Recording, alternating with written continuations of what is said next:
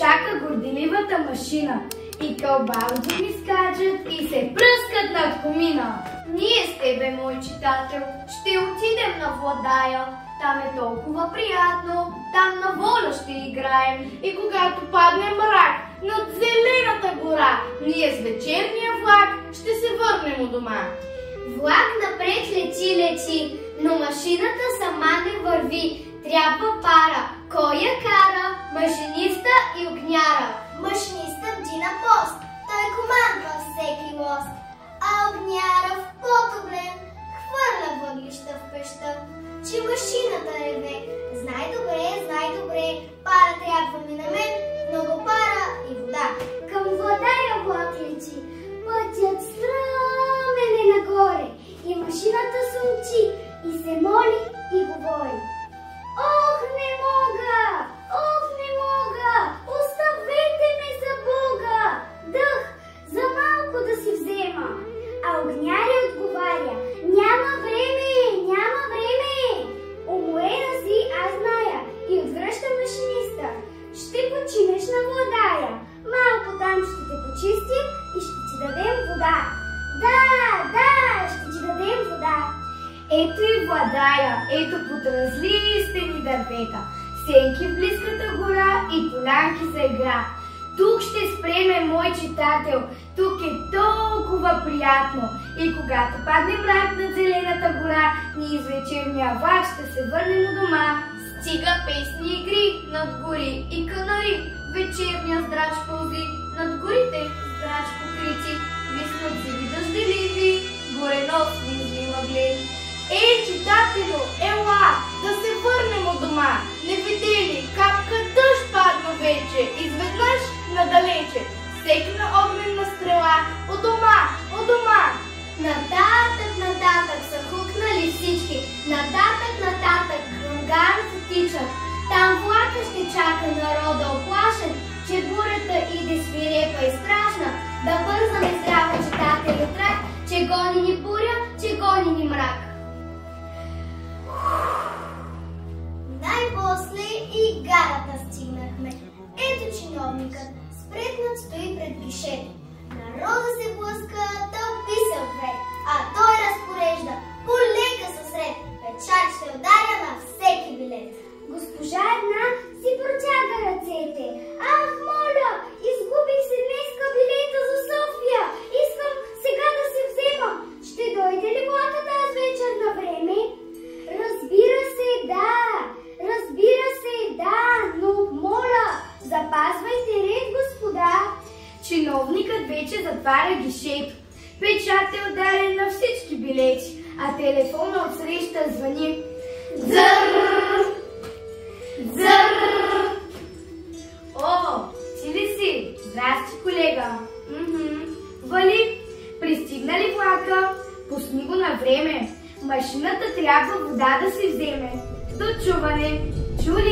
Чули, пусни го на време. Чуй как тръпна ти по тракторите релсите. Това е влака. Нека вятър в очи, нека вън дъжд да се лее. Виж, 3 огнени очи, бързо мрака разпилява. Иде той насам и бодро, колелата се въртят, като че разказва гордо за изминатия път. Чуй, той кани отдалече. Тук при мен, човече. Тук вятъра не духа, тук е топло, тук е сухо. Ще починете, а аз ще ви заведа у вас. А пък входният семафор своята ръка размахва и с важен жест казва: път свободен, влез! Спира влака пред перона, спира 20 вагона и за миг след глъче врява, виж, перона опустява. В купето има 3, баба, старец и младеж, и навлезли тя подзема с приветен тигър веж. Вън вали ли? Да, вали. Време му е, нека плеска. От градо ли сте или от татък некъде от близко? От града сме.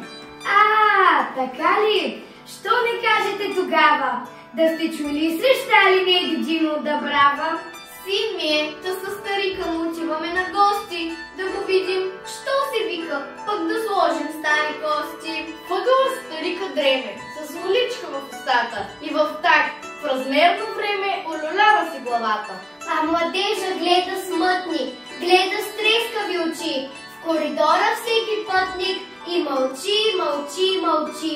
Ще ти мине като куче, бабата го утешава. В града цвета учен, седне всичко с кураж става.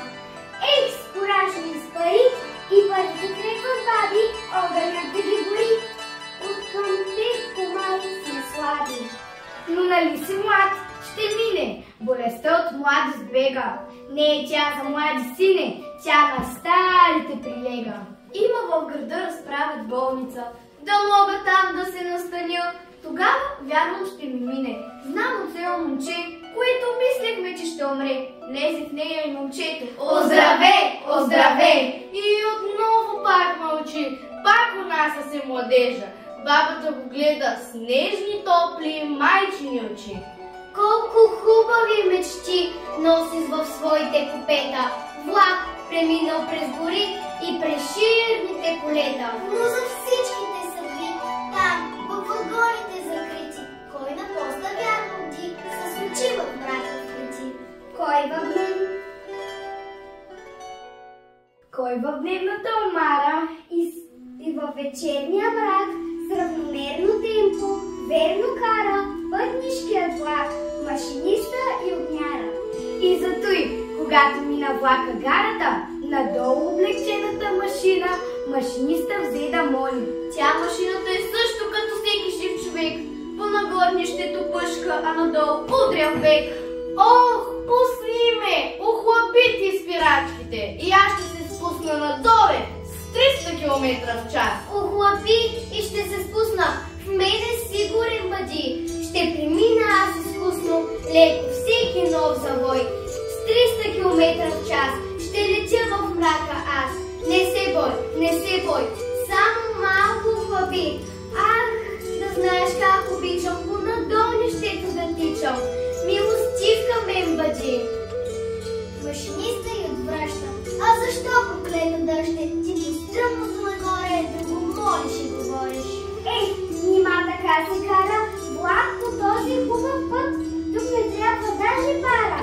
Колелата се въртят тихо, гладко, с устрем лек. И помислил би човек, не вървят, а летят. Машинистът отговаря: още 10 км мога да отпусна аз, но надоле сред ще караш. Виж, отвън е дъжд и вятър, да не стягам час по час с спирачката. Разбрали? А машината се хвали. Трака-трак, трака-трак, трака-трак. Не ме плаши дъжд и мрак. Имам аз отпред прожектор. Той ми свети надалеко. Трака-трак, трака-трак, трака-трак. Не ме плаши дъжд и мрак. Тук е топло, приятно, нали? Във вагона дъжд не вали, но навънка с дъжд и с вятър се бори човек неуморен. Обхожда веднъж той и пак се повръща. Обхожда железния път и си мисли: сега вкъщи са заспали дечицата, кротичко спят. Той мисли за тези дечица, които отиват с влака в града, и гледа небето пробито корито, което изсипва дъжда. Ще мина отново, да бъдем начисто. Ще падне случайно скала. И как ли ще може сега машиниста да види сред тази мъгла? Човека потъва сред мрака, а влака лети като бясна стрела. Потиска небето с мрак дефилето, с мрак и с гъста мъгла. Аз съм гъща и мощна машина, аз съм с стоманени ръце. Моят път е корава и здрава, огън е моето сърце. Аз не познавам какво е умора, мога да мина стрела. С дъжд и с вятър, с хали се боря и с непрогледна мъгла. А огняра й говори: как по стръмното нагоре, ако не подхвърля аз въглища в твоята пеш, ще се движиш ти тогас, щеш не щеш, ще запреш. Ах, ти жалка самохвалка, машиниста се обажда, как в твоята глава толкова с глупости се раждат. И защо са те схлуби? Ей сега, ако река, да натегна с тази ръка здраво твоята спирачка. Мислиш ли, че можеш ти да направиш поне крачка? А машината отвръща: аз съм силна и могъща, но с спирачка всеки знае, другите да обуздае. Вие сте слаби, слаби, слаби, с жалки немощни ръце и страхливи като баби, без сърце, без сърце. Вас ви чакат цял живот вкъщи вашите деца, щом усиля своя ход. Вие бърчите лица, срамота, срамота. Изведнъж мъгла и дъжд, там неясно. Ту просветне, ту угасне светлина. Светлина, стой отпред червен фенер. Стой на отсрещния завой кантонер. Приближава все по-ясно, разне страшната опасност сред мъгла. Ето там. Скала, скала, скала! Машинистът е на пост и спирачката е вход. Той командва всеки лост. Бди над нашия живот.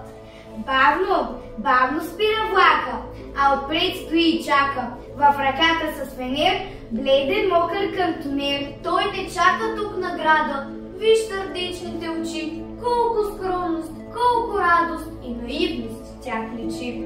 Той е скромен, мой читател, всеки истински герой. И когато чуеш вой и хвалби от свой приятел, знай, че той не е никакъв герой.